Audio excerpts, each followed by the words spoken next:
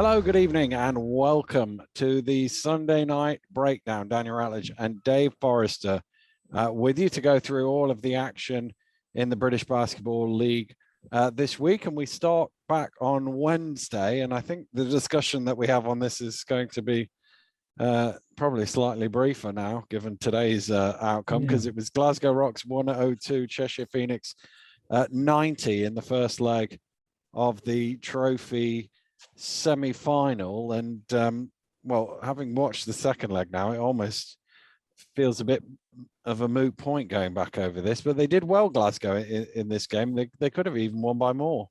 They should have won by more. That was the downfall ultimately. You have your foot on someone's throat, you've got to keep it on, you know, and they weren't able to do that. It's kind of reflective of their season as a whole, really, ultimately. To keep your foot on somebody's throat, you've got to be able to get stops consistently. And, you know, we know from your graphic a couple of weeks ago when Newcastle played Glasgow that you were looking at the 9th and the 10th defensive teams out of 10. Yeah. And Glasgow couldn't do that. They did play, they started off like they were ready to play. Jack Donmy was really active early. And Cheshire were kind of a bit first leggy. And what I mean by that is it was like, okay, we're playing you guys again on Sunday, so we're just going to get through this game. That's a very dangerous kind of mentality, you know, because we used to play Friday nights. We always used to play first legs first, even though we didn't have necessarily the right. We had the right to play the second leg. Yeah. We always ended up playing the first leg first.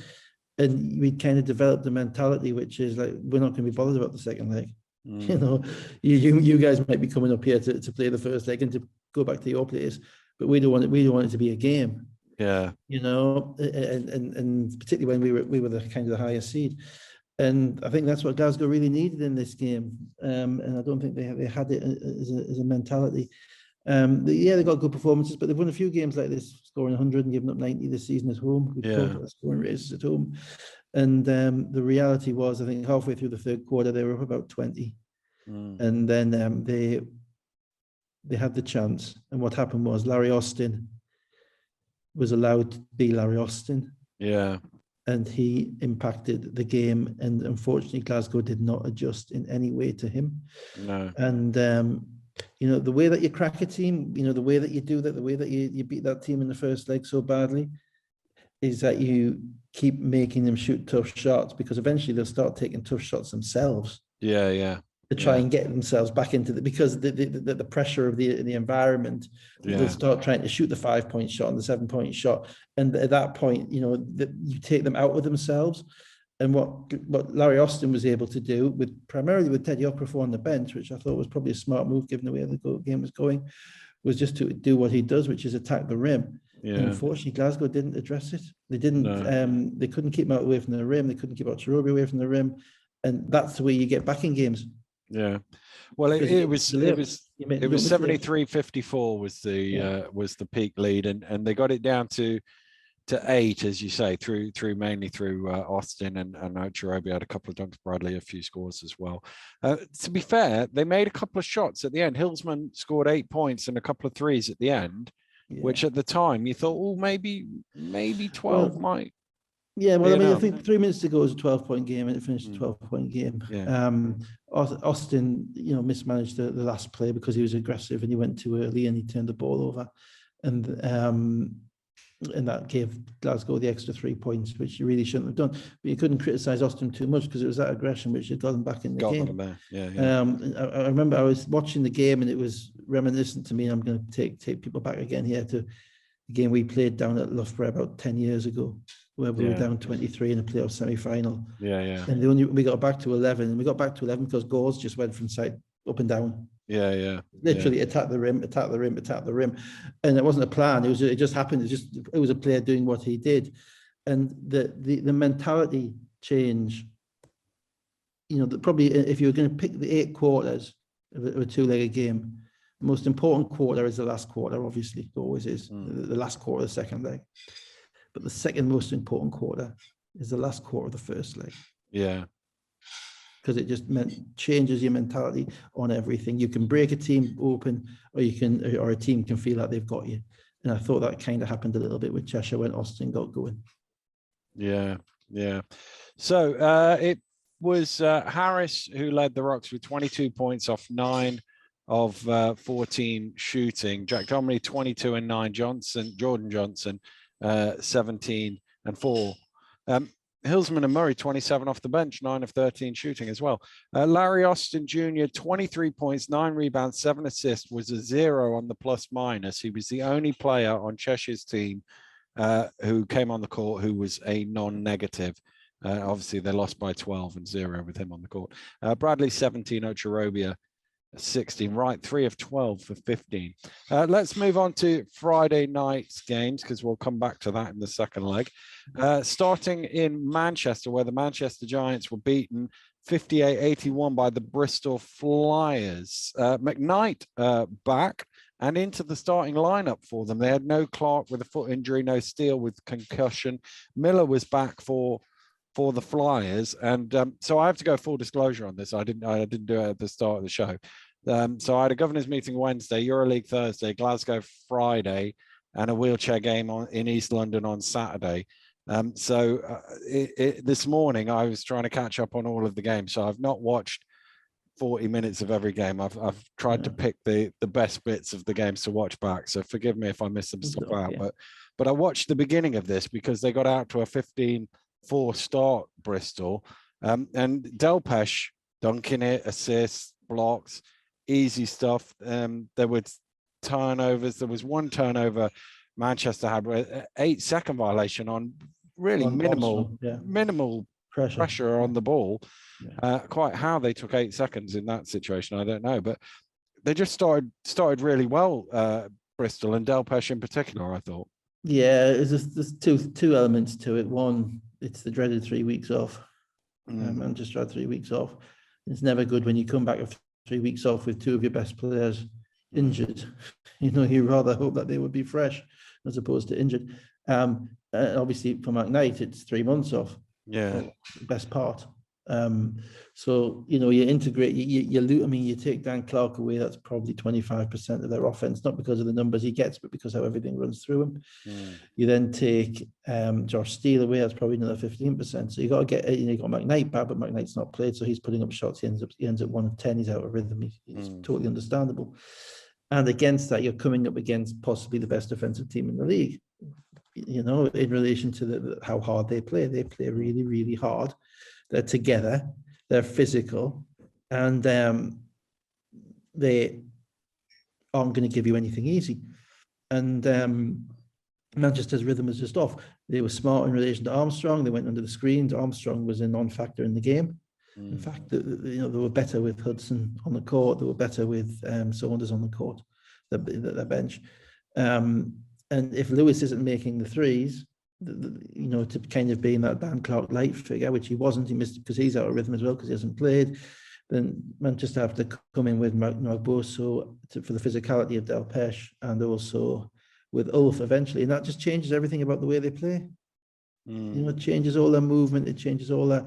It means the five's not lifting high, the five's down in the block in the way. It just makes everything more difficult for them. And offensively, they got squeezed. And if Saunders hadn't made some shots off the bench, they might not have got 50 in this game. Yeah. Bristol, my disclosure on this is I remember the 3:15 this afternoon. I hadn't watched this game. So I watched the first 3 quarters before the turned up. It was a long session. And Bristol were just ready to play, and that's probably because they've been playing games, they've been playing competitive games. And as I say, they play hard. They play hard every single night. They're flawed. Their offenses can stagnate. They can be. There was a period of time in the third quarter where the game got horrendously ugly. But they were able to score enough, and now they've got Miller coming back, who is going to be a massive figure to watch in the last last month and a half of the season. Yeah. Because he lifts their ceiling significantly from being a scrappy team who's going to create a few wins out of their defense to being a team that actually is going to be in your face the whole game and has enough creative scorers to be able to score enough regularly to beat you. So Manchester, I think Lloyd probably just chalks this up as 3 weeks off, missing two of my highest scorers, and no rhythm at all, no nothing at all. against an aggressive team. Bristol really good, as you say. Delpesh exceptional. The first play of the game at dunk, second play of the game of block shot, third play of the game at dunk. You know, I mean, that's the way to start. And he has a 2 feet jump, a 2 feet dunking ability, which is probably unrivaled. I don't think anybody else in the league, not even his brother, who's actually dunking the ball like that off 2 feet like he is at the moment. And that's a powerful thing to have. Evans with 19, 5 and 7. Delpesh 14 and 12. Jacob 14, 7 and 6. Miller played 12 minutes and scored 4 points on his return. Anderson and Saunders, the only two in double figures for the Giants with 13 and 12 respectively. You mentioned McKnight, 1 of 10 for 2 points, a minus 34 in 31 and a half minutes. Tough game back, but I'm not sure you could expect anything else, to be honest. No, I mean, it's a weird one, isn't it? Let's be honest. I can't remember a player kind of taking a leave of absence for a couple of months and then coming back. And, I just don't remember that happening. Obviously, players get injured and come back. Yeah. You know what I mean? You work hard, as hard as you can. You get your team to a cup final in front of 10,000 people. Then you go home. Yeah. And then you come back to Manchester 2 months later. You're missing that cup final. Just obviously they still got his visa, so it's easy enough to fly him in. That might be might be a cost thing. That's why he came back. And obviously people have personal issues, and he's entitled to whatever time that Manchester think it's appropriate to have him. Yeah. But reintroducing somebody into a group when they've not been through the battles of the last 2 months, and January and February are the dog days of the season. That can create a little bit of reintegration issues. With the morale with the group. So where have you been? You weren't in the trenches with us, etc., etc. So that they probably figured out that the trade-off is that we need another scorer, and he's a good guy, so we can get him back in and we can fit that right in. Yeah. So on that basis, it's maybe the right move, but it's not without issue. Yeah. Let's move on to the game I assume you were at on Friday night. Newcastle Eagles 87, Plymouth City Patriots 91. It seemed pretty even in the early stages, so I didn't watch the early bit of it. What did I miss, Dave? Not really that much. Plymouth made a few plays early and got it to about 8-2, and then Newcastle gradually ground them down. Plymouth had been on the bus all day, and offensively they weren't in sync early on. Their bench in particular missed some shots that they shouldn't miss. Newcastle, as I was watching it, I was trying to figure out whether it was Plymouth or whether it was Newcastle. Newcastle's defensive energy was better. They were coming up 2 weeks off. Their offense wasn't great, but eventually they kind of kicked it into gear, and Gordon made some shots. And to be honest, Plymouth were out of sync. All the way through the first half, and Newcastle really should have been winning by more at the half. This is another game whereby you have to stamp on the opposition's throat. They've just got off the bus. They shouldn't have been up by. They were up by 15 halfway through the second quarter. Fletcher got a second foul. He sat down for the last 6 minutes. They played a little bit of offense. Their offense kind of went through Defoe a bit in the post, which kind of survived. And he got a second foul, and he sat down. And then Gordon sat down, and so. Newcastle were kind of hanging on at the end of the first half, and with foul trouble. So it got to 10. Plymouth had made some dumb mistakes. They fouled the shooter on the buzzer, 3 shots for Pearson at the end of the first quarter. And really, other than a little bit from Williams, I think they only had 33 or 35 points at the half, and they weren't really where they just weren't connected to the game. And in the second half, it kind of changed. Yeah. So they got it out to 54-39 in the third quarter. Johnson made a couple of shots, and then I thought Eagles got a bit sloppy. Some needless turnovers, and Raoul Graham-Bell hit a couple of threes. Was playing really well. Simons hit a 3 to keep that momentum going. Hart then knocks down a 3 as it gets contagious, and they were just reeling them back in. When Hart hit that one, actually they went in front 60-62. Yeah, so that's a kind of a 26-4, 26-6 run, something like that. And firstly, I thought Newcastle was sloppy the whole second half. They got out to 15, but Plymouth really weren't. That wasn't. That was, as you say, Corey Johnson made a couple of shots, but Newcastle started the half with a couple of turnovers, and a missed shot and a turnover, and the first kind of 4 minutes of the third quarter was pretty much even Steven. Two teams kind of just treading water. And what happened then was, because I went back and watched it, Plymouth scored on 11 of the next 13 possessions. And the only stops Newcastle got were a charge by Pearson on a fast break. So it's not really a stop, it's just an individual, just a guy standing there and getting knocked over. And a steal by Sayers. That was it. And they scored in every which way. And you look and you break it down, and it was, primarily it was when Defoe was off the court. Defoe went off the court with 3 fouls with 6 minutes to go. I think they made two of those possessions they'd scored before he went off. Then the defense kind of just, I wouldn't say it didn't fall apart because it wasn't that obvious, but it just frazzled, to the point whereby there was a soft double teams on Williams with Hassan under the basket, just throw him the ball. As you say, Raoul Bell, Brandon Peel overhelps off Raoul Graham. Raoul Graham knocks down a 3. Then they try and trap a screen and roll, and Raoul Graham knocks down another 3. And you just weren't quite sure what they were doing. And it was a kind of indicative of where their season's been defensively. There was no, I would say 11 out of 13 times. And in the meantime, as you say, offensively, they got a little bit sloppy. Don't really have much in the way of offensive rebounding without Shelton, because Gordon was playing on the perimeter. So Gordon plays a lot on the perimeter and knocked down 4 threes in this game. So it was kind of one shot and out. And then the transition defenses at times really wasn't very good. Now, Plymouth, as you say, got confident. And the one thing that impressed me about Plymouth throughout the game was that their togetherness, that they're, and also the way that, PJ doesn't mess around. Cam King started this game and played 10 minutes. He played 5 minutes at the beginning of the first half. They weren't that good. He played 5 minutes at the beginning of the second half. They weren't that good. That was it.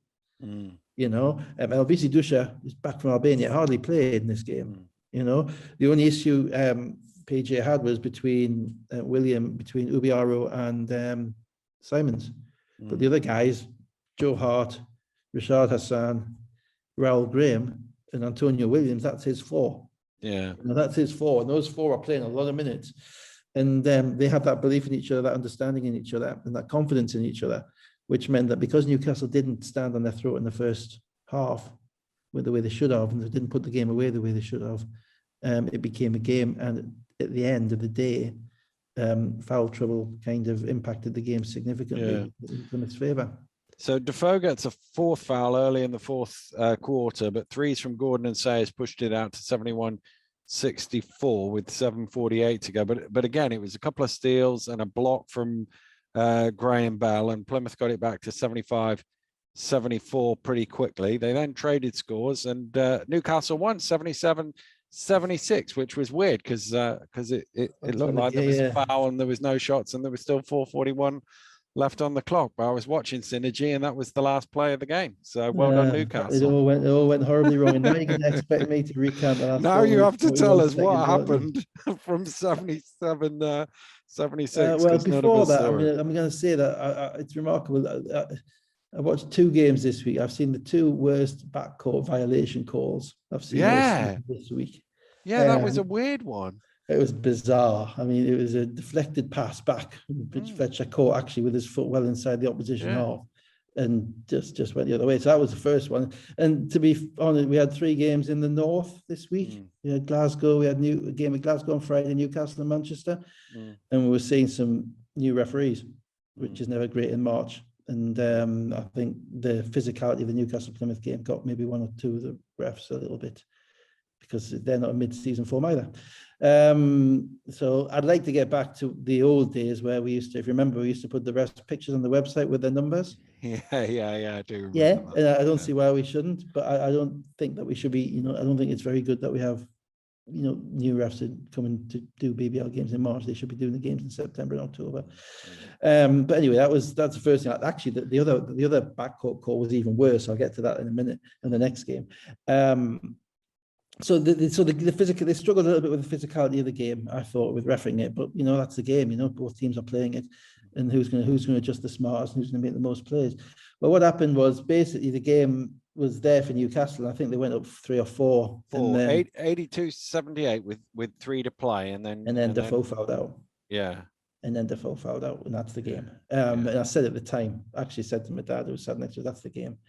It was one of those calls which you could make. It was kind of a blocking kind of call as he's moving along with somebody. You could make it, you could not make it. As Darius goes, it probably wasn't the most obvious foul he committed all night. It was called by the young ref. But there we go. That's the breaks on Hassan. And I thought at that point, kind of Newcastle got a stop, and Johnson had a wide open 3 in the corner, which he missed. And that would have been a 7-point game with 2 minutes to go, and that would have probably been the game. I'm not sure, given the way it finished, but I think that really would have potentially been the game. He missed that, and after that point, I don't remember. I obviously haven't been to watch it back like you guys. I don't remember how it got close. Williams scored 4 and Joe Hart hit a 3. They basically scored 9 points. Points in a row. Williams again. He has this very, you have to try and make him shoot jump shots. I'm not sure he made a jump shot all night. Nothing outside of about 10 or 12 feet. But he has this ability to keep his dribble and to kind of rise up off 2 feet and shoot the ball from anywhere inside kind of 15 feet, and it looks like it's going in. And because he has the control of the ball there, he also has that ability to hold it until the last minute and then dump it to Hassan. So from memory, trying to remember, I think those shots were at the rim that he made. The 3 that Joe Hart hit, they ran a play and it was in front of me, and came home because I wanted to watch it again, because they ran kind of an elevator door screen for Joe Hart to come out, and Fletcher got caught on it. And Fletcher was like shouting at the ref, he's holding me. For whatever reason, it wasn't. I didn't see it enough to see whether it was a foul or not. He was shouting, so Joe was wide open. Joe knocked it down. That was with about 1:10 to go, something like that. Yeah, and that they then got 5 up as that 82-87, and then Fletcher hit a 3, but Plymouth kept making their. No, I mean the Eagles had a shot because basically they got the game back to 3, and then with about 35 seconds left, they called a timeout down 3 with about 30 seconds left. Ran a play to get Corey Johnson a 3, but it wasn't a very good look. It was probably 4 or 5 feet outside the 3-point line. It was short. This is after Corey Johnson had fouled somebody when he shouldn't have possession before, but Williams missed 2 foul shots. So it was a 3-point game again. Gordon hustles for the rebound, got the ball on the baseline. Eagles got the ball on the baseline, and yet again couldn't get the ball in bounds. We've seen it all season. Inbounds turnovers in the last minute of the game. They gave the ball, I think, to Johnson instead of Fletcher, who normally takes the ball out, and he tried to throw a lob from the baseline back up towards the halfway line on the wing to Pearson, and it was just Hart was all over him, and I think Pearson touched the ball, but it might be out of bounds or whatever, but it was just kind of an abomination of an attempt. And which meant that at that point Newcastle had to foul, and then Williams knocked down some foul shots. And as you say, Fletcher came back for a layup, and then they knocked down some more foul shots, so they were up 4, and then Fletcher made a 3 on the buzzer, made his stats look a bit better. But that, and actually they fouled again up with that after he made that 3 with 2 seconds to go. Williams knocked them both down, so it was a 4-point game, but the game was over. It was a good job he did, because Gordon threw a pass on the buzzer, he threw a pass with 1 second to go, all the way from the baseline to Wes Pearson in the far corner of the court on the left-hand side, who managed to catch it, turn, chuck it up. And he stood on the sideline, so it didn't count, but it's not in the stats. But he caught it, turned, chucked it up, and it swished. So that could have been a remarkable play. But overall, no, Plymouth aren't meant to win that game. The reality is that they've come on the bus all day. They've gone through. They've came out cold. They've played cold in the first half, and that has to be a game that Newcastle win. Just as if Newcastle had gone down to Plymouth in the same situation, that would have to be a game that Plymouth win. Instead, Plymouth scored 58 points in the second half. Yeah. And an innumerable amount of points in the paint. Yeah. Which again is Newcastle's Achilles heel and probably Plymouth's strength. Yeah. 42 points in the paint to 26. Yeah, well, that's the game, isn't it? Plymouth, yeah. So Gordon with 20, Fletcher 18 and 11, Sayers 5 of 7 shooting for 13 points, as well as the points in the paint. They just had 5 points off turnovers, 3 second chance points, Newcastle. Hassan 23 and 11, 9 of 13 shooting. Williams 19 and 15 assists. Ubiaro 19. 29-12 in fast break points as well. That's something Plymouth do a good job at, and they got but some... basically all the intangibles, the fast break exactly, points in the paint, the offensive rebounding, all that stuff, all the extra stuff. Ultimately, the team that gets easier shots is probably going to win. In that game, Plymouth got eventually. It wouldn't have been the same at halftime, but eventually they got easier shots. Yeah, they did. So let's move to the game I was at on Friday night. Sky Sports game, Glasgow Rocks 75, London Lions 96. Justin Robinson was back. No Josh Ward-Hibbert in this game. It was a pretty even first quarter, despite the fact that the two teams were playing a completely different game. Yes. Reese was hitting threes, Martin Washburn hit threes, and at the other end it was Jack Domney inside, Harris driving, Johnson driving. So it was basically threes against twos.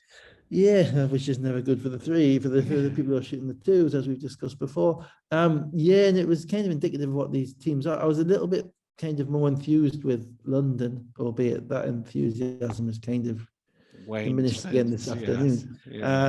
Because I thought I saw some kind of adjustments to what they were doing, and particularly in relation to Martin. Martin was stepping outside. He put up 6 threes in this game. There was more space being created as a result. Obviously we know that they made a boatload of threes, a record load of threes, but that doesn't come without adjustments in relation to the spacing and the shots that people are getting, And we know that Glasgow's defense is not good, and their perimeter defense is probably less than not good.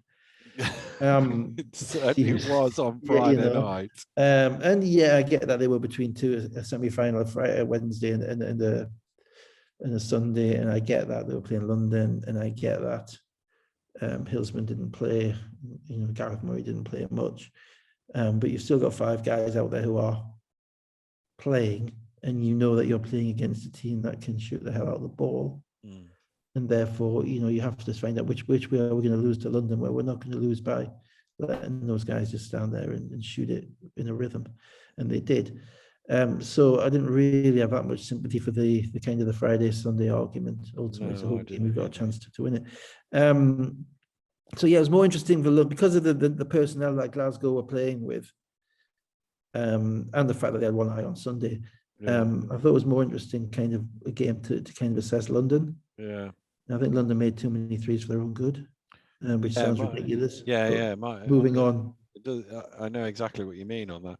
Well, the interesting thing, Cugini didn't play at all in the first quarter, and then he comes in the second quarter, hits 2 threes straight away, and it looked at that point like they were really just going to absolutely torch them. But Fraser Malcolm was excellent off the bench. Played really well. Really and I think we've talked about London. Despite London's size, their deficiencies are on the interior defense. Despite the fact they've got probably the best shot blocker we've had here in 5 or 10 years, they're still a poor interior defensive team. Prince eBay might challenge that. It might be, maybe, but I know what you mean. I'm kind of, he was injured half the season, so I'll go with Kelly. I get what you're on a one-off game. Maybe, but and also Kelly's got more of an offensive game, so I'm kind of biased. So it's different rule. Shouldn't be considering it, but even so, but you could never say against Prince eBay and Plymouth that they were soft inside. No, but London are. No, that's the problem. They've got the point is they've got one of the best shot blockers we've seen, but because of the nature of his shot blocking, which is generally his wingspan, whereas if you tried to move eBay the way that people can move Kelly, and get the shoulder into him, it ain't happening. No, I mean physically he's more Cephas Bunton than Prince eBay, isn't he? Just a kind of a bigger version of Cephas Bunton. So Jack Dommy's able to, able to score, and Harris is able to get inside, and they're able to finish inside because, London's kind of played all season with Kelly back there. And as such, they don't really play much help defense. They just leave it to him. Yeah. If Kelly's not all that effective, or if people can score on Kelly, and we saw that today with Cook, then there's no other, there's nothing else there. But reality was that they couldn't stop him. And your team makes 23 threes in a game, in a 40-minute game. Yeah. Now you're thinking that 23 in an NBA game is an outlier. Yeah. In a 48-minute game, a 23 in a 40-minute game is silly. Well, that's the funny thing, because Rocks were up 5 with 90 seconds to go in the second quarter, and then Reece, Williams, Kajini hit threes, and they go in down 4. And at half time, we're sat there going 12 of 19, I think it was. This isn't sustainable. But it turned out that it was sustainable, and we didn't know what we were talking about. It's because who's shooting them? These guys shoot three-point set threes like they're foul shots.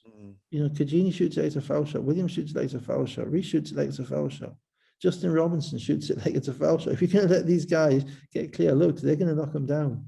And it's an interesting thing with Glasgow, because I haven't kind of figured out whether it's a mentality thing or just a lack of kind of physicality, lack of bodies, lack of athletic bodies to be able to do it. But you don't really, Johnson's quick. Jordan Johnson's quick. Jordan Harris is a hell of an athlete going one way, but you don't really see it at the defensive end, other than blocking shots. Maybe, you don't see it on ball defense. You don't really see.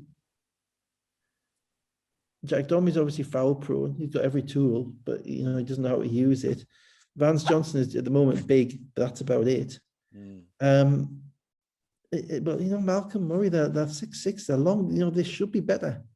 I can't see a reason why they're not better than they are defensively. Yeah. And and the thought was always, maybe it's because they've got Ali Fraser playing in the middle. Ali Fraser's not a shot blocker; he's more of an offensive player. Ali Fraser's not playing anymore. You've got you're starting off with Jack Dommie and Johnson, which is probably the biggest front line in the league, right? And you're letting teams shoot 23 threes over you when you should be sending them straight to those guys and saying, finish over us in the paint. Yeah. And so I have to I think, fool me once, fool me twice, whatever. It's just, eventually it becomes it's an endemic problem that they have. And, if you can't at least make the effort to run London off the 3-point line, then you get what you deserve. Yeah. So the Rocks sort of hung around until late in the third, and then 5 points from Robinson got the Lions away, and they just absolutely cruised it in the fourth quarter. They were 23 of 36 for 63% from the 3-point line. I can go back to 2008 for game stats. There were 5 times where teams have hit 20. Nobody's hit 23. So it's a record in that time. And my guess is that means it's a record of all time, because people didn't shoot threes. Nobody shot 36 threes. The only question would be whether there was one game where Russ Saunders went nuts. No, I don't think there was one. Yeah, we did. I mean, he could shoot 26 in a game himself. Yeah, there was one season where he averaged something mad like five makes a game or something. Yeah, I was watching that season. He didn't have much else on his team. No. So but that would be my thing, is for him he'd have to get all 23 on his own. Yeah. Would have Dougie made a few. Dougie's listening to this. Dougie would have made a few. Yeah. Dougie got 2 and he got 21. If he got to 23. One of the only games they won that season was when Russ wasn't playing. It's remarkable. They actually, everything. It's remarkable. So, I mean, the numbers on London are bonkers, really. 11 of 29 for 2, so half as many 2s as they had 3s. 5 of 6 from free throw line, so half as many 1s as they had 2s, and 16 points in the paint. And you go, how can you win with 16 points in the paint? But how can you get 96 points when you've got 16 points in the paint and 5 free throws? It doesn't. Welcome to 2021, Dan. Yeah, 22. But again, we'll come back to it. Fool's gold. There's a little bit of fool's gold about it. Yeah. So Rocks were led by Fraser Malcolm, who had 19 points. That's his best tally in the BBL. 8 of 12 shooting, 7 rebounds as well. Jordan Johnson 17 and 7. Dirk Williams had 21. Here's the 3-point shooting. He was 8 of 11 shooting. Here's the 3-point shooting. Dirk was 5 of 7. Reese was 4 of 6. Cugini 4 of 5. Robinson 3 of 4. The worst 3-point shooters on the London team were Neighbour and Martin, who shot 40% from the 3-point line. 2 of 5. That's Reese, Cugini, Robinson, and Williams. Dirk. Yeah. Shooting getting 22 threes off. Yeah. 20, no wonder they're shooting high percentage, because they are great shooters. Yeah, and they're getting 22 threes off, and a lot of them are standstill, feet on the floor threes. There weren't many threes where you guys went, oh, what a shot. Yeah. There weren't, they were just, it was routine. Yeah. So let's move to Saturday night. Bristol Flyers 75, Leicester Riders 78. Mo Walker was dressed for the Riders, but he didn't play. Yeah. He did. He was running the layup line, but didn't look very convincing in that. So again, I was driving back from Sportstock, and I had this on. I had this plugged in so I could listen to it. And this is where Joel is really good at doing TV commentary. One or two others around the league sort of lean a bit more towards radio. And when you're not able to watch the pitches, TV commentary isn't helpful, and radio would be a bit more helpful. So I've watched some of this back this morning, but I haven't seen every play of the game. But Zach Jackson, some early threes. Leicester got out to an early start, and the commentary was about this is going to be a high scoring game, and then suddenly it all flipped over. Yeah, it was kind of a fun game, actually. I really quite enjoyed it, because there was a bit of an edge to it, and there's an edge to all Bristol's games now, and that's good. I like the mentality that they've adopted. And I thought Leicester got beat by them in the trophy, but then they came in and whacked them the week after, so they kind of avenged that loss. And you're waiting to see whether they still had that loss in their mind and they were going to avenge it again, if you know what I mean.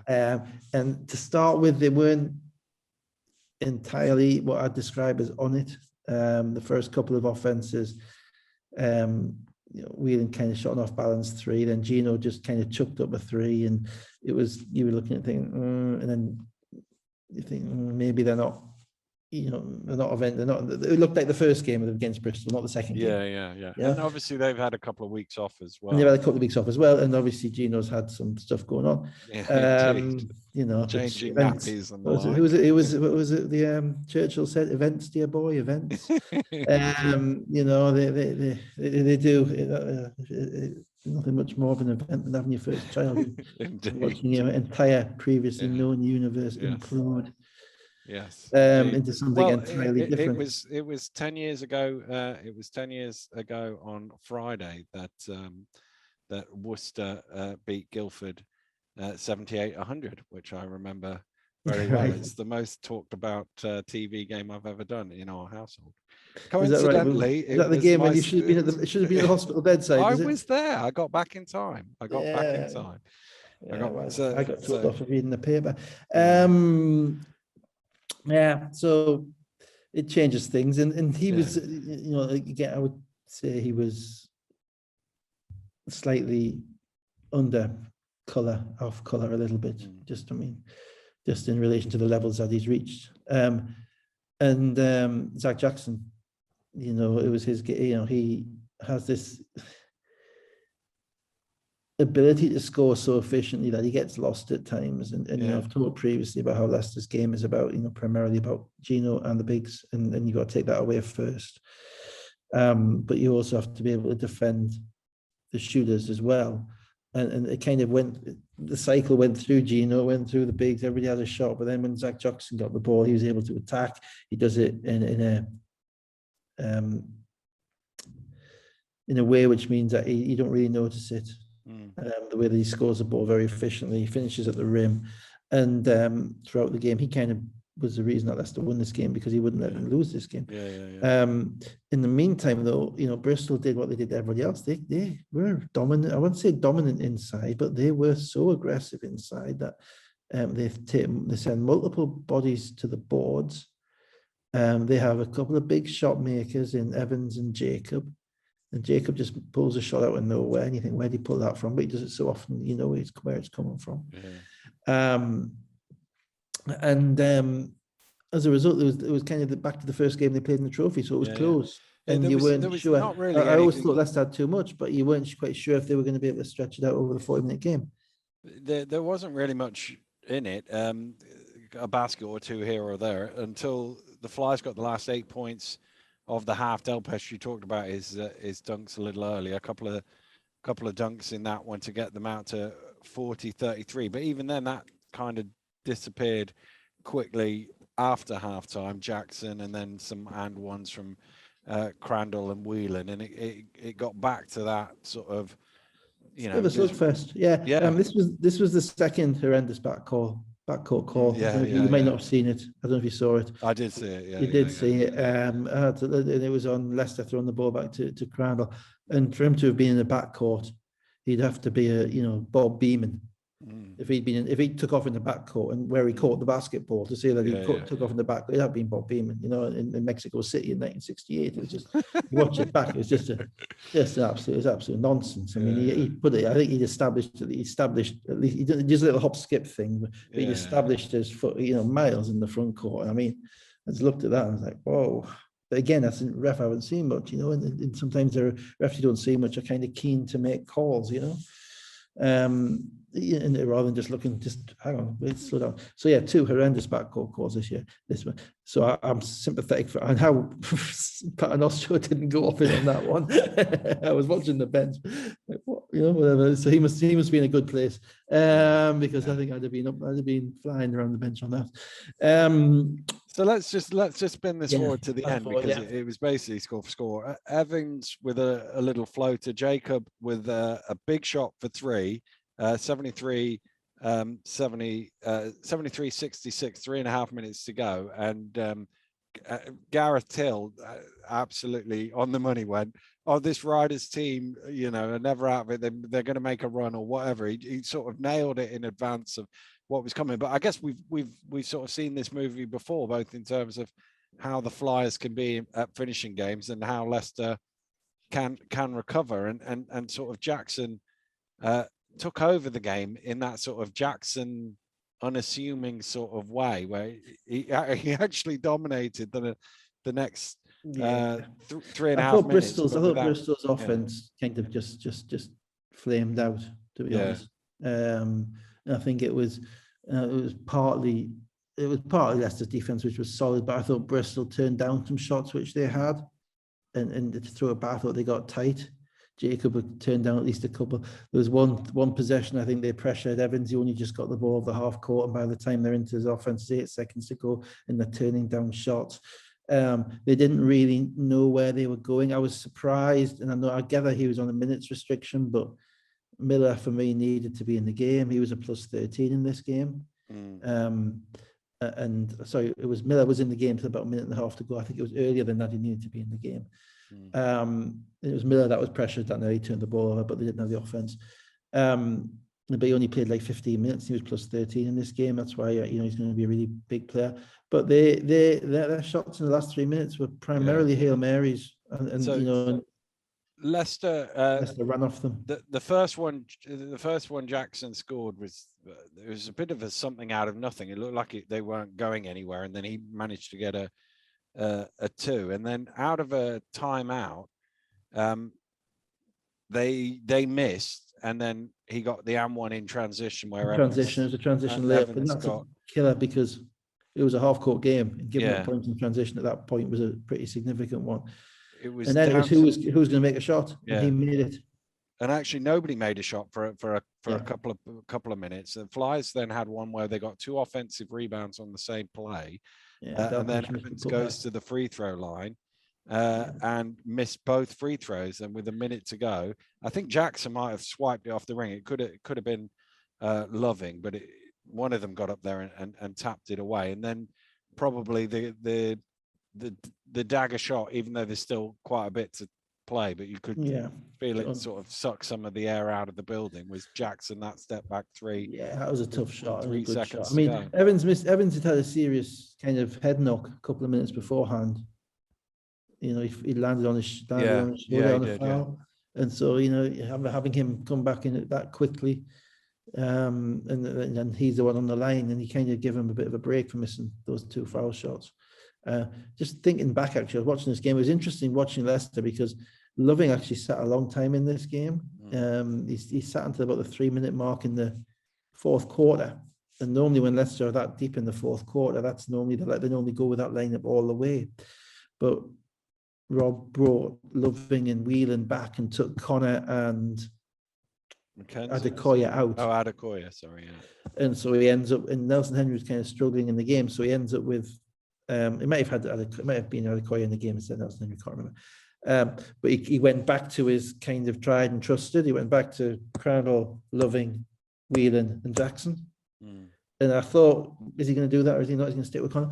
And that was the lineup that eventually brought them back, because they have that little bit extra physicality defensively, I think, which probably helped them.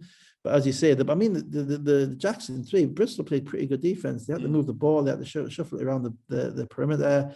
I think Crandall penetrated and got kicked around. And even then, Jackson had to dribble forward to his left, step back and shoot it. Jackson's a weird guy. I mean, he shoots everything really well apart from foul shots. You know, it's just really surprising. And, you know, you felt that was going in because he was so confident for the rest of the way. And the rest of the way, you didn't, I can't remember Bristol getting another good look and thinking, oh, they had a shot at that. Yeah, so it's 73-74 with 43 seconds to go. I thought they were a bit static on the next play, and they ended up with a deep 3 from Jacob, which was way short. Leicester got the rebound. There were about 18 seconds on the clock at that point. But Bristol, I mean, Joel was going, they've got a foul, and he was right on the money. But it took them 9 seconds before they managed to commit a foul, and Jackson actually did go 2 for 2 from the free throw line. So he'd hit those ones, he'd hit 10 points in a row in 3 minutes to go from what was it, 73-66 to 73-76. Timeout, advance the ball. Obviously, the one thing Leicester don't want to do here is give up 3 points. Defended the 3-point line really well. Adekoya, you could see he was thinking, I'm going to go block him, and then realized, no, we'll give him the 2, moved out of the way. And it was Jacob dunked it in. So to be fair, people get a lot of criticism, but that was pretty smart from both teams. I'll give them credit. And they got the ball into that baseline pass, which they've been trying to do all season. That corner, you know. And then so there's 6 seconds to go, quick foul, and then Evans sends Crandall to the line. He knocks him down. He apparently knocks him down. His body language was good. His body language was good. 75 camera angles, fellas, but come on. I would like to see the ball go through there. There's no offensive rebound and a dodgy foul call on that. I'm not very happy today. I'm not very happy looking at Gino Crandall's face. So 75-78 timeout. Advanced the ball. They ran Jacob off 2 screens to the corner, turnaround 3. Whelan is straight up right there, making it a difficult shot, but that wasn't too far away. No, I know he made it. I mean, it was a ridiculous shot, ridiculously tough shot. Probably the right personnel to get it.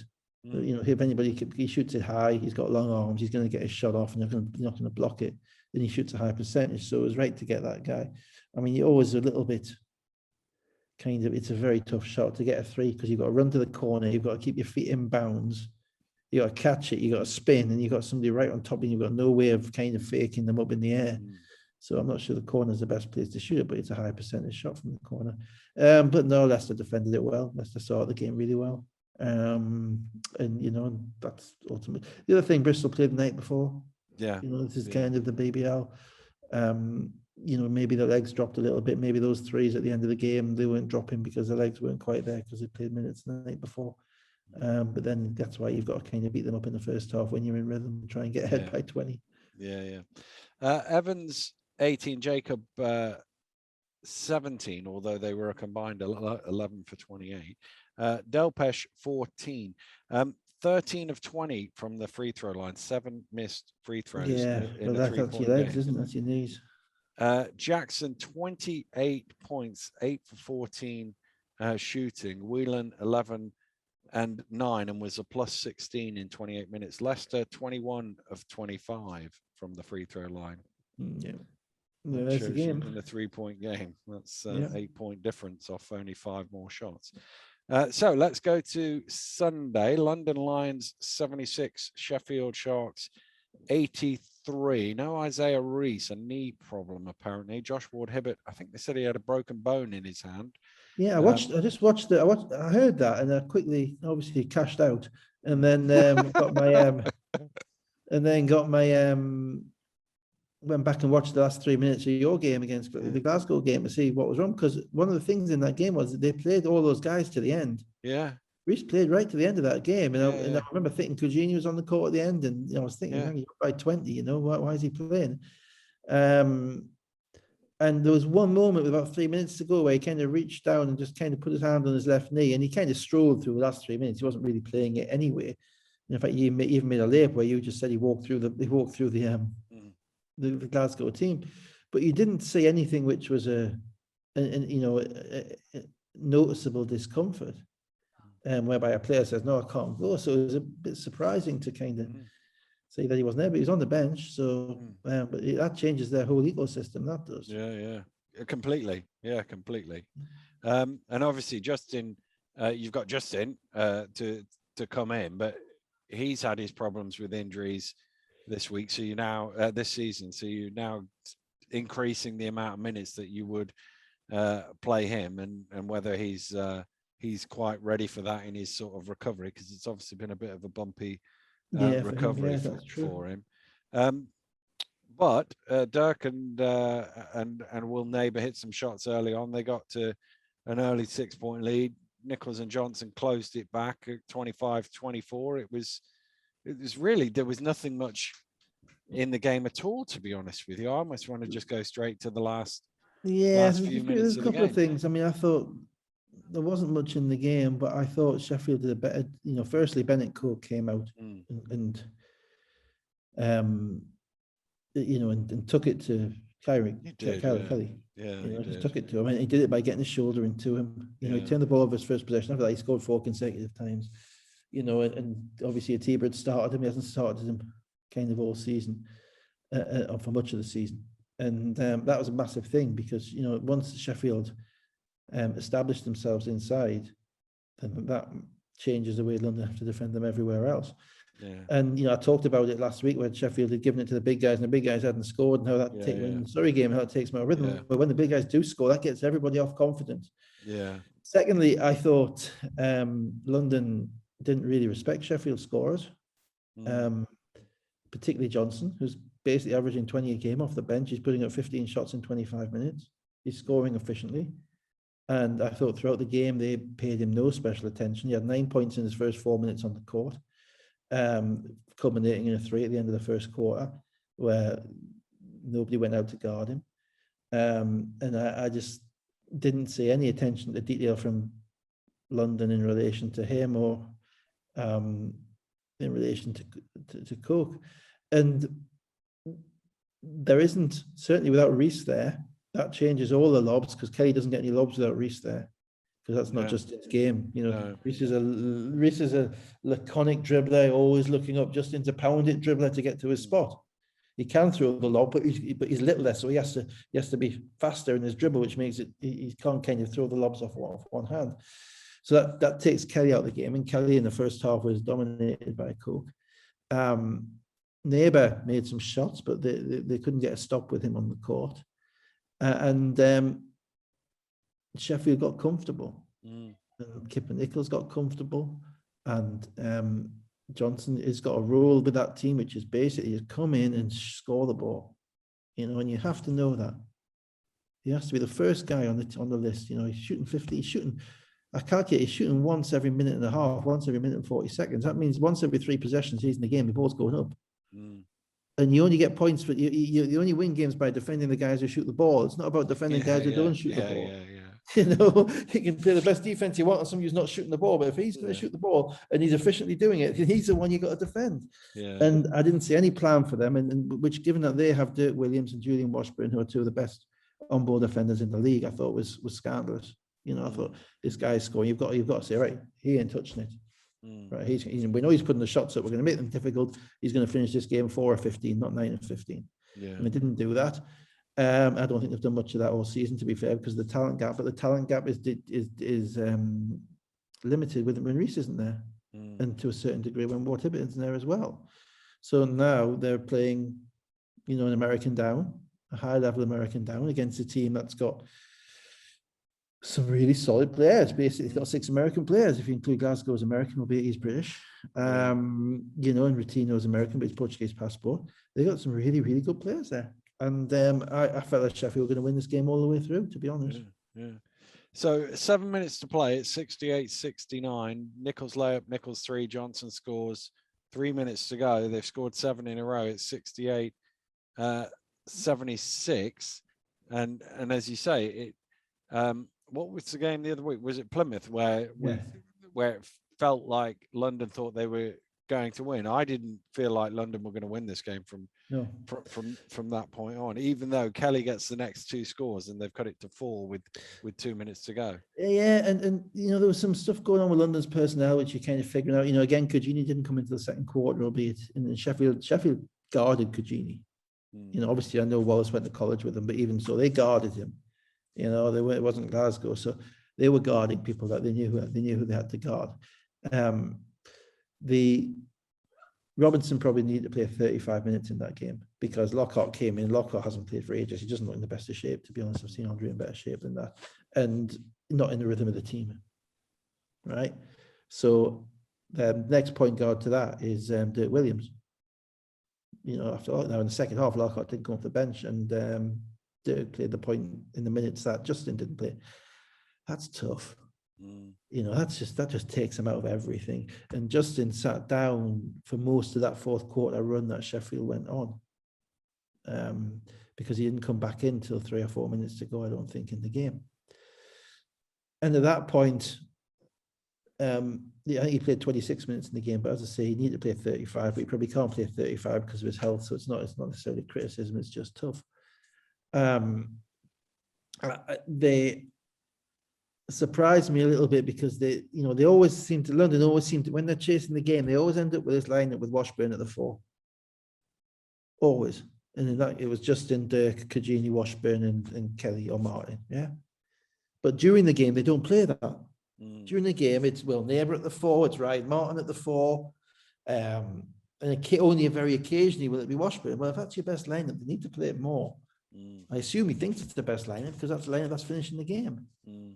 When they're behind. So that's the lineup to try and get them back in the game. And I don't get that. Also, I think Ryan Martin probably played twice a minute to Will Neighbour. And Ryan Martin has now supplanted Chris Tauia as their second centre, which I understand slightly harsh on Tauia, but Martin's probably gives them a bit more stretch and a bit more with the ball, a little bit more scoring. But Will Neighbour couldn't miss in the first half, and he played 30 minutes in this game. So they've got to decide what they're going to be. They've got to decide if they're going to be an offensive team. They've got to decide they're going to be a defensive team. If they're going to be a defensive team, and they've got to pay attention to a scouting report. Yeah. And ultimately, even when the game got close at the end, when Dirk made that 4-point play, I think it was Rod Glasgow. It was maybe in the play before that, when they won a little run. Rod Glasgow came down and knocked down a typical 17-foot shot, off the dribble. Before. So Glasgow, exactly that. 1:49 to go, made it his 72. Shot. His shot. You got to take that shot away. He can't. It's a scouting report shot. Dirk makes a 4-point play. It's 76-78 with 51 seconds to go, and then the decisive dagger shot. Johnson drives in, kicks out to Wallace in rhythm 3, 76-81. I just thought they had no idea what they were doing with Johnson. I don't think they knew what he was. I don't think they had a plan on how to defend him and who should be defending him. For me, you find that when he's in the game, it's probably Washburn, because he's actually more, because Dirk this year has become such an offensive threat that, Washburn is the guy who's really committed to kind of doubling down on defense. There are certain players, and you only need a sample size of 5 or 6 games to determine this. You don't need to know all season. It's not like it's like Mike Cook all season. It's in April. We know, we've got to stop him. If somebody's averaging 20 a game off the bench in the last 5 games, he has to be the one. And you have to make a plan for that. And what happened was, he made a great play because he penetrated, and for the first time in the game, he didn't shoot it. And he kicked it out, and Wallace was in rhythm, perfect feet set 3, and knocked it down. But if you look at the kind of the quality of the shots that they wanted, there's an earlier point in the game where, Kyler Kelly was guarding Kipper Nichols, and Kipper Nichols just took him and scored. And then Ryan Martin was switched on to Antoine Johnson, and Johnson was able to score. And it's happened on multiple occasions. You're just waiting for London. When are you going to go small? You're getting killed. You're getting killed. The bigs are getting killed. And it took them too long to do that. And eventually, they got discount probably as a great play. And that was kind of the game, because from memory, they didn't get a good look the next time down. No, they got Kelly got a steal, but well, first of all, there was the 5-second violation as well. Yeah, of course. Another failing to get the ball in bounds. Yeah. It's just like, how many times, guys? I almost think coaches need to stop calling timeouts or stop drawing up plays. Yeah. Get the ball in bounds. Get the guy on your shoulder, lean in, hit the hand. Yeah. Do the tray mover, hit the hand, give me the ball, get out of the way. Yeah. Dirk Williams with 21 points, Justin Robinson 12 points and 5 assists, 10 each for Washburn and Neighbour. 20 points in the paint versus 40 points in the paint. And we talked about it in the other game, but they didn't make 23 three-pointers this time around. No, because Sheffield defended them better. Sheffield were on the scouting report. It was a really impressive win for Sheffield, because it wasn't a fluke. No. They looked better prepared. They looked more together. And when they get the Achilles heel is their inside scoring, and Del Pesce didn't play much in this game. Tuck played a little bit, made a 3 on a soft closeout from whoever was guarding him, and we're standing there looking really. But primarily it was Cook. If they get that out of Cook, the 14 points or whatever, that's all they need. 6 of 8 shooting. On 6 of 8 shooting, that's all they need out of him. And then they become extremely dangerous, because they've got so many weapons down going down the depth chart in relation to their guards. Nichols had 21 and 6, 9 of 12 shooting. Johnson 21 as well. So let's go to Manchester Giants 94, Surrey Scorchers 75. Same on absentees for this game, and really. Will Saunders with 7 points early in the second quarter, 23-16, then he another 3 a few minutes later. It's 33-21, and there wasn't really.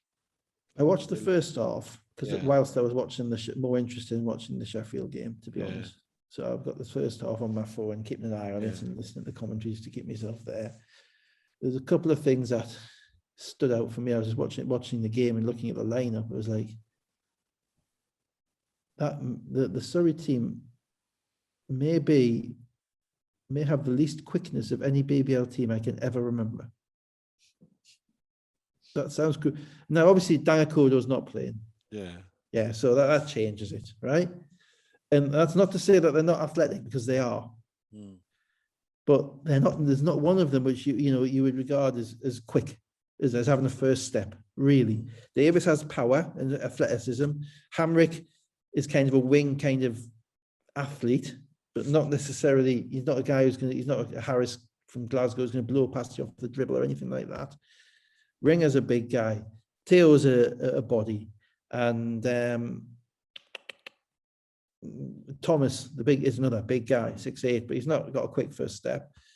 Off the bench is McLemore, again, who's a shooter, he's not in any way a quick first step. And then you've got Kalen, who's obviously he's got a bit more quickness about him, that's about it, but isn't really a penetrator. That's not really his game. And I thought that when I saw the lineups, I was thinking, is that all they have? And when the teams came on the sheet, I think, is that all they have? Do they not have anybody who can kind of, and obviously there would be Diakodo, who can speed it up. And I thought they lost this game just because that they didn't have the athleticism, the quickness to manage some of the Manchester guys. And that's not just quickness off the ball, it's quickness coming off screens. So when Will Saunders is coming off screens to catch it and shoot threes at the top of the cage, there's nobody there to stay in front of him. Obviously Armstrong is better in rhythm. McKnight can shoot. McKnight has got a bit of quickness about him as well. And I'm not sure how they win. If I'm honest, I'm not sure how they win with that group, other than being incredibly solid defensively, and they're not. Yeah, no. I think they're not honest. They're it's not. one They're of not those nailed things. in. I was actually a bit disappointed in this game with Surrey, given what they showed last week. I thought, well, maybe they found a little something here. And Manchester with two players out, two key players out, who only scored, was it 58 on Friday, and then it was just well, more yeah, of there the was a same. play in the first half where Armstrong had the ball and he had Davis in front of him, and Davis was guarding him like he was a 6'3" point guard. He was up onto him, and Armstrong just took one dribble, went to his left, and turned the corner and made a layup. And Armstrong's been struggling because people have been going under screens and making him shoot threes. Davis has got every tool to do that because he's got long arms, right? Why open his face guarding him? He's going to go past you. He's going to score. That's what he does. And Will Saunders coming off screens and getting open looks and stuff like that. You're thinking they haven't got Dan Clark, they haven't got Josh Steele. These are the guys that you're going to be stopping. If you stop these guys, you've really got a shot. Yeah. Because these are the most efficient scorers. Jordan Whelan going to his right. And I just didn't think their attention to they have to play a perfect game with that unit to win. And I don't think I'm not sure if they're capable. Manchester, I didn't watch the second half. Obviously McKnight's back into it, and so that will help them in the long run. I don't think they were overly challenged in this game. Score enough to make it keep the scoreboard ticking and make it respectable. But I think they've got bigger challenges to come. And a lot of it will be if Dan Clark's wearing a boot. It's not that long ago in the season. So how long is he going to be wearing that boot for? Yeah, that was the concern. Armstrong had 6, Alderson 5 in a 13-2 run that took it to 51-31, and that was pretty much it. I had the second half on, but nothing really happened that I saw. Saunders 4 of 7 from 3 for 20 points. Armstrong 14. McKnight 6 of 11 after his struggles on Friday night for 14 points. Hamrick 22, 10 of 14. Ringer 18, and Thomas 13. And most impressively, we've got through without any meatloaf. So let's go on to the final game of the day. This one was in the trophy, and it finished Cheshire Phoenix 115, Glasgow Rocks 72. So that gave Cheshire a 205-174 aggregate win and a place in the final for the first time since 2010. Claxton, come on, Dan, let them go. Let's have them out. Well, yeah, I'll save a few of them for later. But obviously, this is the team you and I will remember. The Jets team of the early 2000s, where they won the trophy 4 years in a row, dominated this. I was at least one of those finals where Cameron sunk the Eagles. Yes. And Tony G's Eagles, actually. Indeed. I'm sure you were at the 2010 final as well when the Eagles beat the... I was in Guildford. Yes. I was on the bench for that. That was the first one. That was fun. Yes. That was 120, I think. Yeah. So that was the last time. That was the last time Cheshire were in the trophy final some 12 years ago. And well, it was Rocks hit a couple of early threes, got out to a 6-point lead, but actually it was pretty close. And then Knicks with 6 in a row. I mean, there wasn't really much in terms of making. What I always think is when somebody wins the first leg by 10, 12, 13, at some point in the second leg, the other team gets back. And the question is, does getting back become the achievement or take too much out of you? Or all of that sort of thing. And it didn't really happen in the first half.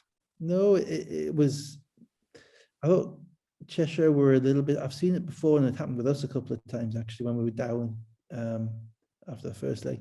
You get a bit hyper at the beginning of the second leg.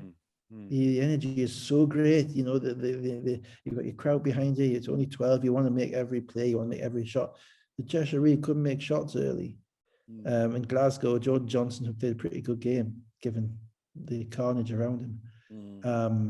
Glasgow were able to make a few shots, and Vance Johnson knocked down a 3 early as well. And you thought maybe this, that's a big sign. Maybe he's going to produce a game for them, which kind of carries them through it, because the big thing about when you're defending a lead is you have to keep scoring. You have to keep scoring. It becomes actually the reality is if they get to 85, they'll win this they would win this tie. I know it doesn't. That doesn't make sense when Cheshire have scored because they don't get to run. They don't get to run off the misses. They wouldn't have got to 115 if Glasgow had got to 85. Absolutely, it's harder as you've got to take the best. The only way you take the air out of the crowd, the air out of the ball, is to put it through the hoop. You know, because then they've got to take it out, and you constantly try and do that. And in the first half, Glasgow did a decent job of that. They did, yeah. Because the other thing is, people always come to me after the first leg and go, "Oh, what's the numbers?" And for some reason, in recent years, teams have overcome. I mean, the last time a team lost by double, I tweeted it out the other day, won by double figures in the first leg and didn't get through, was Glasgow a couple of months ago in the cup. And the last team that lost by more than 30 or more than 12, whatever it was Cheshire a few years ago against London. So it seems to happen more regularly recently, but I always think 6, 7, 8 is a massive number. 12 is a huge number, but with this Rocks team, we were talking about it on Friday after the game. Nobody thought that Cheshire had no chance. We all thought Cheshire had a really good shot at it, that 12 was doable with the way that Rocks have played away from home this season. My view on watching Larry Austin on Wednesday night was that the game was being won then. To be honest, when in that kind of fourth quarter period, that the tie was being won then, because as I said, that's the second most important quarter of the whole 8. But I was hopeful. I say the tie was being won then, but I was hopeful it wasn't. You know, I was hopeful that Glasgow would have some runs in them and it would be a game. But I did have a feeling that it might be like that. There's a lot to say about Glasgow, and there's a lot to say about Cheshire. Played very well in this game, and when they settled down, they made some shots. They started Larry Austin, Ben Mockford-Harley played. I was a little bit dubious about starting Austin because of the way that he played off the bench, and I thought that changed things. I did think that changed them early on. And I think that might have been part of their issue early on in the game, that they were playing slightly differently. If you take them, you tell me what the score was after 2 minutes to go in the second quarter. Yeah. Well, I can tell you they hit 6 in a row late in the second quarter to make it 42-36. So they would have been at 36 from there with it was 36 all. It's a tie game. Yeah, they called a timeout with 2.5 minutes to go. So they scored. I can't even do the maths on that. A lot, no, 80 odd to 80 odd to 40 odd. Yeah. They called the time, so the game went back and forward. They had a little bit of foul trouble. Glasgow, Jack Domi had 2 fouls, and Johnson got fouls. Gareth Murray came in, played 3 minutes, got 2 fouls, came out again. And I'll talk about all that later, because there was a little very weird environment that they were in today. Glasgow called a timeout, 2 minutes 40 to go. Came out of that timeout. Austin got an and one. Austin got an and one. Okafor made a layup and ended up 7 points up at half time. And what struck me, and I was watching, actually went back on the stats at half time. Glasgow had another timeout to call in that first half. And when you're playing a second leg like that, you're playing every possession. Every bit, you're trying to deny the opposition every tiny bit of momentum that they can, right? And at 36 all, Glasgow are fine. They're comfortable. They're competing. They're in the game. Ben Thomas calls that timeout. There needed to be another timeout after probably the second basket, up 5. Then maybe you win the last minute and a half. You take the energy away, and they didn't. And from that moment, and they didn't use that timeout, and I can't figure out why. And from that moment on, the die was cast. Yeah. Because in the third quarter, there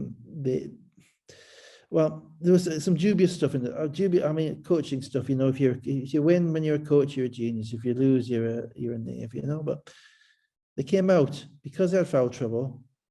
I can only assume it's because they had foul trouble. They came out in a zone beginning the third quarter.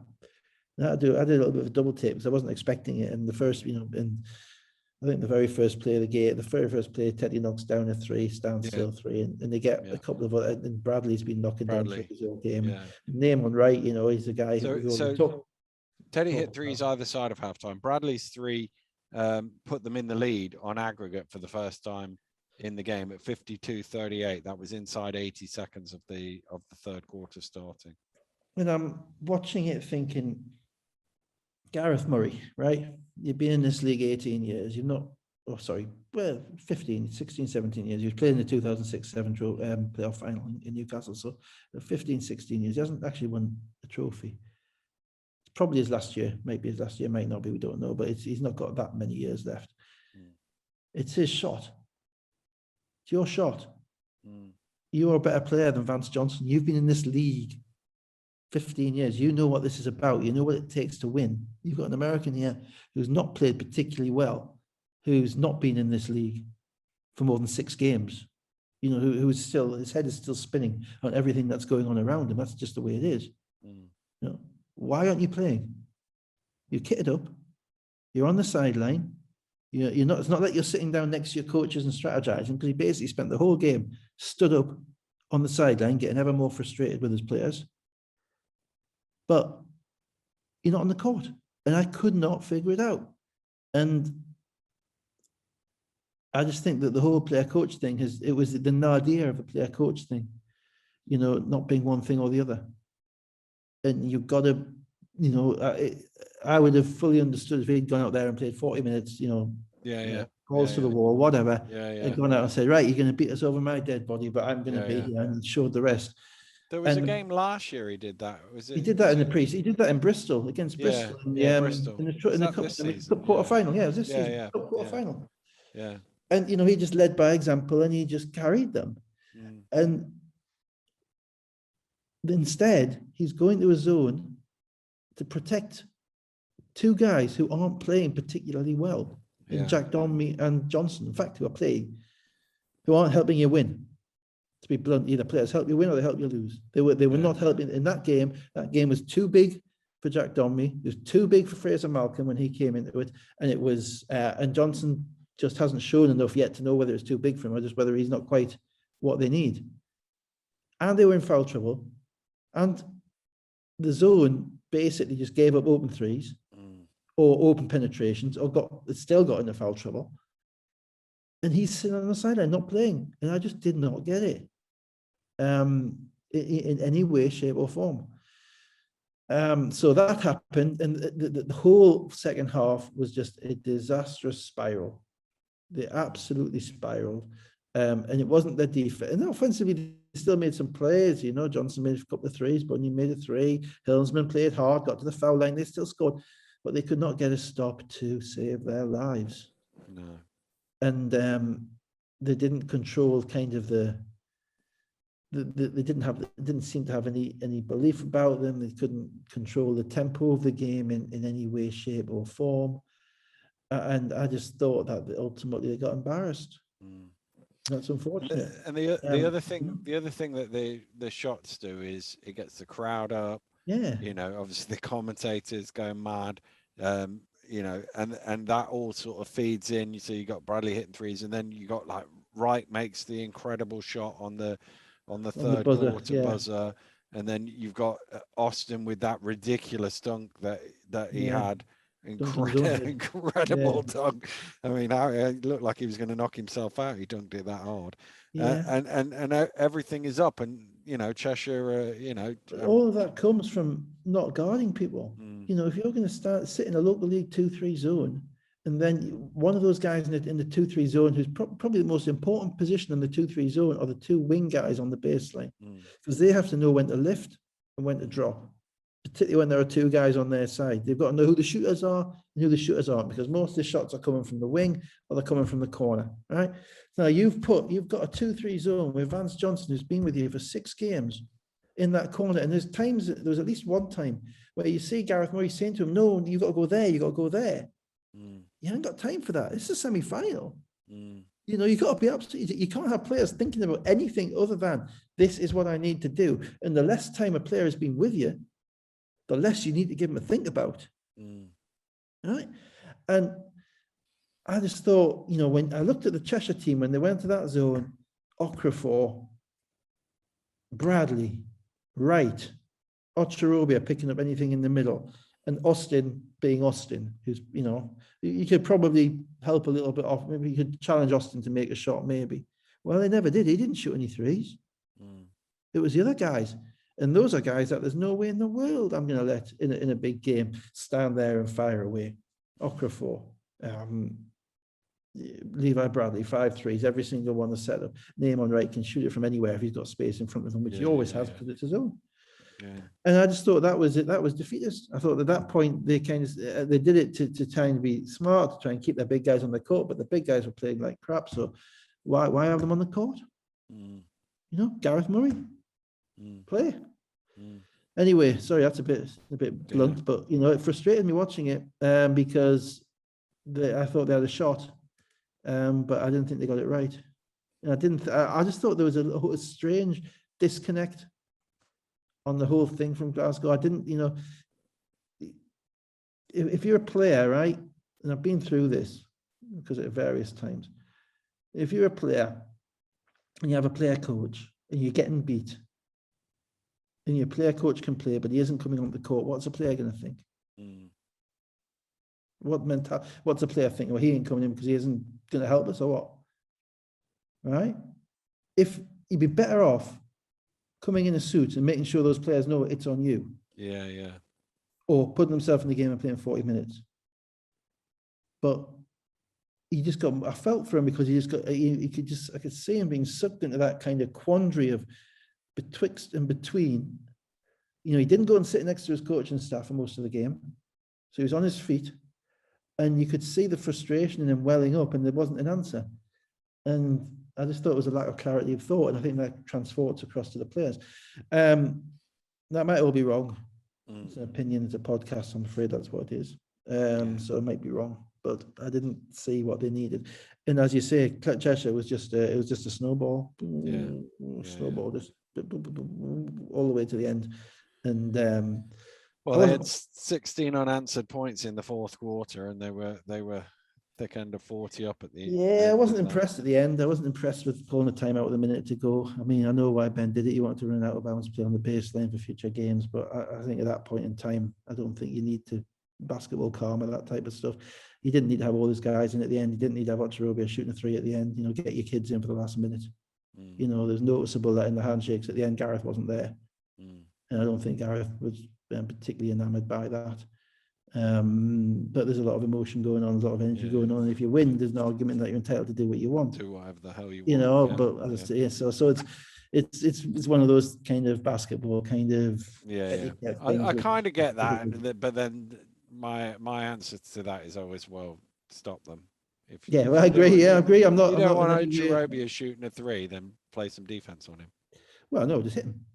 I don't mean punch him. I'm telling you that if they run that play against. They'd run that play against a few guys I'd coached, I'd been involved with. They wouldn't be getting that shot off. You know, and you can do that within the. I'm not saying you start a brawl. No. I'm not saying that, but even if they were up on him, he wouldn't have shot it. It was only because he was wide open. He just got one. But I think at that point, you know, Glasgow had all their spirit knocked out of them. It wasn't even that. Anyway. There. At that point, I was rooting for the basket because I wanted the stats. So which was that is the biggest ever second leg win by anybody in any BBL competition. Not the biggest first leg win, though, is it? No, I said second leg. Oh, sorry, just checking. Yeah. I think the biggest first leg win wasn't that Leicester at Cheshire, I think. Remember that playoff game where they beat them by 40 odd? Well, I think they beat Plymouth by 47. Just reminding you, Oh, did you? Okay. Scott Martin missed a 3 for a 50. Who were most annoyed. Okay. So it's. Jay'll remember. BBL show. Jay'll remember. He was on the bench. Yeah, I'm sure he will. Hey, Jay. It's the biggest. It's the biggest victory in a second leg, obviously, for a team who was behind after the first leg since Cheshire did it in 2010 in the trophy semi-final to make the final. They beat Lions by 34, having lost the first leg by 1. It's also the biggest ever win between the Knicks and the Rocks, the biggest win for the Knicks prior to that. was in February 2001. For some reason, I've written down 66-15. I'm sure that wasn't the score. But I think I tweeted it out, so you'll have to check my Twitter for what actually the score was. I think it was 105. I think it was 105 because it was 39 points. 66-105. So Teddy had 25 and 8. Bradley 6 of 9 from 3 for 25 points. Austin 14, 8 and 6. They had 14 and 8. Sorry, they had 6 guys scoring 13 plus. They were 15 of 26 for 3, which when you follow that up from Friday night where London were 23 of whatever it was, I'm just 36. That's a lot of threes. 38 40. Of 62. Yeah, that's a lot of threes to give up. And I don't, and I'm not kind of on this variance thing. I don't subscribe to the thought that you just got unlucky. I don't, 3-point defense is a thing. And you can do certain things to prevent that. And I don't think they were committed, unfortunately, to it. Jordan Johnson had 21 and 9. Hillsman had 18. Let's finish off by looking at the league table. Congratulations to Cheshire, who are through to the final of the trophy, where they will play. Congratulations to Leicester, who won the league. Yeah, where they will play. I was about to ask you that. Where they will play either London or Bristol. Obviously, London with a big advantage after the first leg. Leicester. If Reece is out, I think I'll watch the first quarter of that game with interest. Yeah. Yeah, absolutely. If Reece is out, I don't think Bristol can beat them by 20. But I do think that London better turn up being ready to play. Yeah. Because it's whether Bristol can score enough points. Yeah, but that's right. Can they convert? And London are a team who, as I say, all it takes is it's Justin's health, and the whole thing is up in the air. So even that, they have spiral possibilities. London and Bristol are the one team, I think, with the physicality that they play with, who, if they're able to get into them early, could kind of necessitate a little bit of a spiral. So London better be ready for that game. Yeah. So let's look at the league table. Leicester top 15 and 1, and then nearest contenders London now 8 and 5. So 4 losses between the teams. 11 games for Leicester to go. All done today, was it? Yeah, of course. Yeah, of course. I mean, firstly, there's no way in this world. Well, I said this last year, but I can't see any way that London are going undefeated. They don't have the focus on the league. They haven't had it since James came in. Their focus has been on the playoffs. Their roster, which appeared to be kind of unfathomably big. I'll say that again. Unfathomably deep is no longer unfathomably deep. In fact, is a little bit threadbare in certain areas. They're integrating a new player in Martin. They are tired of what has been a brutal season in relation to European games. They've played 12. On top of the games that they've played, they've travelled around. And no way in the world are they going to win the next 14 league games. I just don't see that happening. I mean, they have the talent to do that, but I don't see that with the competitiveness of the league and the games on the road. I just don't see how the mindset to do that. And that would then presuppose that Leicester lost 4 out of the last 11, which I'm pretty much guessing at least 1 or 2 of them are against Surrey. And given the way that Leicester play, I don't think Leicester are playing in the way that they are focused on winning the league. Their task will be to get it wrapped up as quickly as possible so they can rest for the playoffs. In relation to everybody else, obviously the losses column is just far too great. Yeah. I think Sheffield 6 or 7? 7. So Sheffield's on 7, so that's done. Leicester's not losing 6 out of the last 11 games. Well, Leicester also have the head-to-head with Sheffield. 7 out of the last. Sorry, 7 out of the last. And Bristol have 7, but Leicester have the head-to-head with them as well. So I'm a little bit disappointed by London. Disappointed not by I don't mean this by the players or even by either of the coaches, because I understand both Vince and James have different issues to handle and different things to do. But with the resources that they have, and with the amount of players that they have and have had, and the talent of the players that they have had, They're 8-5. Mm. Now look at what London are doing in WBBL. Yeah. You know, I mean, now I appreciate the disparity in resources is greater because there are less resources in the other WBBL clubs that there are in the other BBL clubs. But nevertheless, 8-5 is, you know, you can't be talking about going into playing in the Champions League and stuff like that if you're 8-5 in the BBL. Yeah. You know, it just can't be happening. Yeah. And you know, I feel a little bit, you know, cheated a little bit of a title race. Mm. That's actually clearly nothing to do with Leicester. Credit to Leicester doing exactly what they want. And it's also not just London, because there are other teams, you know, in it. Newcastle, who have resources, Sheffield, who, you know, basically if they had the team in October that they have now, we'd be thinking we should be better than where we're at. Mm. Cheshire, exactly the same. You know, it took them, what were they, 1-6 or something like that? Something like that. Yeah, you know, so these are all self-made mistakes, if I put it that way. They're not things that other people have, you know. It's not like Plymouth, where Plymouth couldn't sign the players. Exactly, yeah. You know, and it's not. And these are teams that really could have got their stuff together earlier to be better earlier. But they didn't. And there's no excuse for that when they're playing 8 cup games. You know, there's just none. You know, you have to. You know, the BBL is getting organisationally more survival of the fittest. You know, you have to be on it. You have to be aware of who the players are. You can't get away with a substandard American import anymore. You can't get away with a non-starting quality British player anymore, because you know, it is tough to get on these rosters. If you're playing really meaningful minutes in the BBL, when there are, you know, some teams have 4 Americans, some teams have 5, and then we have a bunch of high-level British players, like, you know, who've come back from Europe, and Pat Whelan and Teddy Okafor and Dan Clark and all these guys, and the guys who've been around for years, like Jamel Anderson, who are, you know, proper professional basketball players. If you're playing minutes and you're being successful, playing minutes, you're doing well, but to be successful, you've got to be good. And these organizations are going to have to get up to speed with Leicester in relation to the decisions that they make and the rosters that they're putting together, and they're going to have to do it earlier. And other thing about it is that struck me today when I was watching this is, you know, coaching is seen as an intangible, but it's very tangible.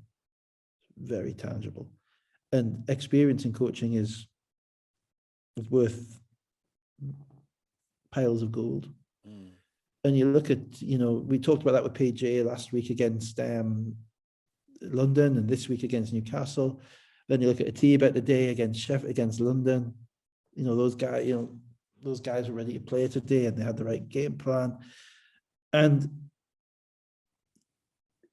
in a 10-team league where certainly 9 of those teams are exceedingly competitive, and the 10th has been really hampered by injuries, and to be fair, if Andrew Lawrence was there, etc., it would be the same.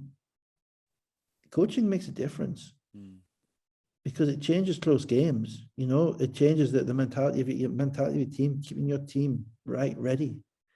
And coaches are, I don't care what anybody says, coaches are better with experience. And it's not just experience of coaching, it's experience. You know, the BBL is a weird league. It's different to anything that anybody will have ever coached, because there are so many competitions. It is such a long season, and you're dealing with professionals who don't see the BBL as their stopping point. Primarily, not all of them, some of them, most of them are in it as much for what it does for their career as what it does for the club. And that's understandable. It's not a criticism, right? So you have to put all of that together. And Vince said it best in the interview before the season. And I think he said maybe last year about Matthew Manning when he was playing for him, when he wasn't playing for him anymore. He said, you know, ultimately the players' aspirations have to fit with the club's, what the club wants with the player.